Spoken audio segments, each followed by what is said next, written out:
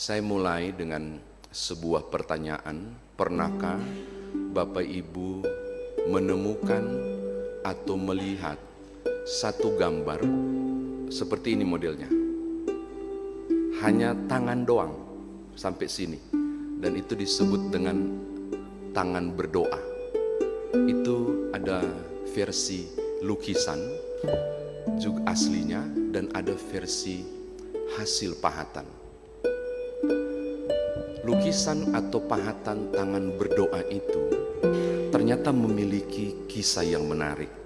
Itu dilukis dan dipahat langsung oleh seorang pelukis dan pemahat terkenal dari Jerman. Saya kurang tahu apakah saya membacanya dengan tepat nama Jerman ini, Albert Dürer.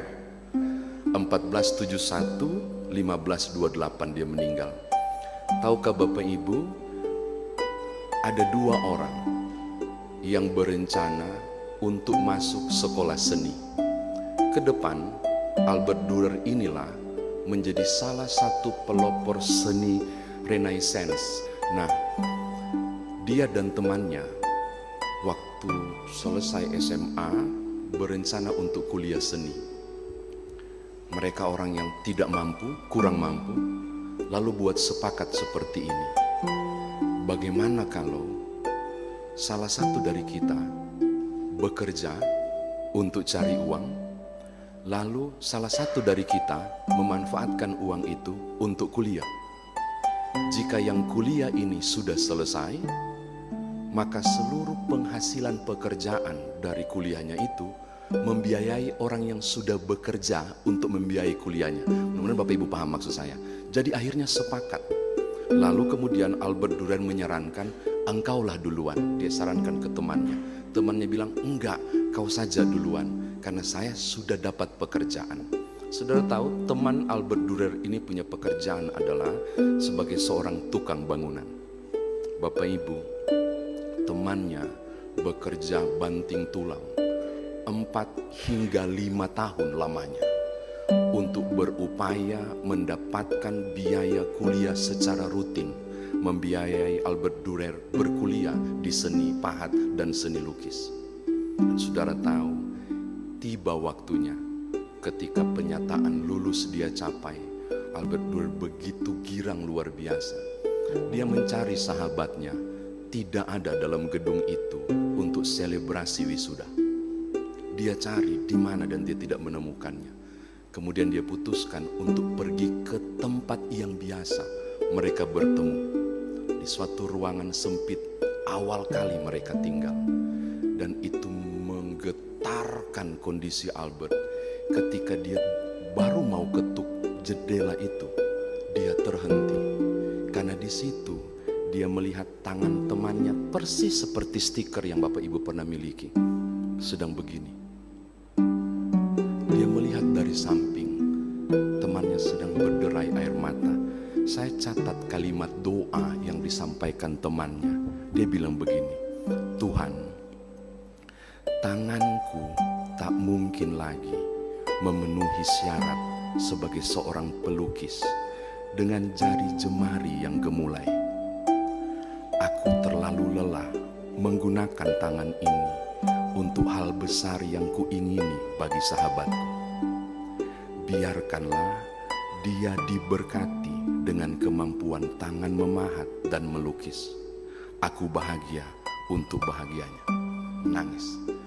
Dua-dua berpelukan, dan saat itulah dia mengabadikan lukisan tangan dan pahat itu menjadi tanda terima kasih untuk pengorbanan sahabatnya Albert itu. Tahukah Bapak Ibu, suka atau tidak suka, ingat atau lupa, posisi apapun yang saudara dan saya gapai hingga hari ini, suasana apapun yang saudara terima hingga hari ini, di balik itu ada pengorbanan orang-orang lain yang sadar atau tidak sadar, engkau dan aku menerimanya. Di balik suksesmu ada orang lain di sekitar itu. Roma 8 ayat 28 itu kita tahu sekarang bahwa Allah turut bekerja dalam segala sesuatu untuk mendatangkan kebaikan. Segala sesuatu menurut saya bukan cuma suasana, tapi segala sesuatu menurut saya tentang kehadiran seseorang. Segala sesuatu bukan cuma soal situasi yang terjadi, tapi menurut saya Tuhan bisa bekerja dalam segala sesuatu. Itu berarti bekerja melalui orang lain untuk Bapak, Ibu, dan saya. Mungkinkah seorang laki-laki yang kemudian berjerih lelah, meneteskan banyak keringat, dan mengeluarkan begitu banyak daya tenaga hingga memasuki usia lanjut, engkau melihatnya begitu keriput dan tak berdaya? Dan barangkali saudara menyebutnya seorang ayah. Mungkinkah orang itu yang Tuhan maksudkan dikirim untuk mengerjakan kebaikan dalam segala sesuatu? Atau barangkali pelukan hangat seorang suami di malam hari ketika berbaring hingga membuatmu sebagai seorang istri merasa nyaman dan aman di malam hari? Saya tidak tahu.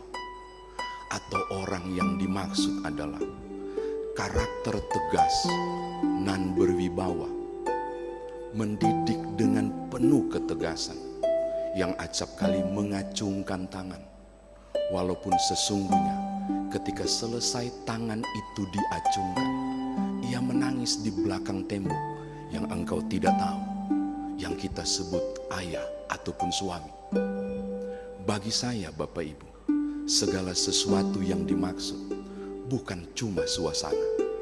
Segala sesuatu yang dimaksud adalah orang-orang luar biasa yang pernah Tuhan titipkan untuk melukis cerita dan membuat gambar perjalanan hidup saudara hingga hari ini tetap ada. Saya mau ajak Bapak Ibu untuk berani berdiri kepada Sang Pemberi, untuk berkata, aku bersyukur pernah Tuhan sediakan dan titipkan pribadi-pribadi hebat dalam perjalanan kehidupanku.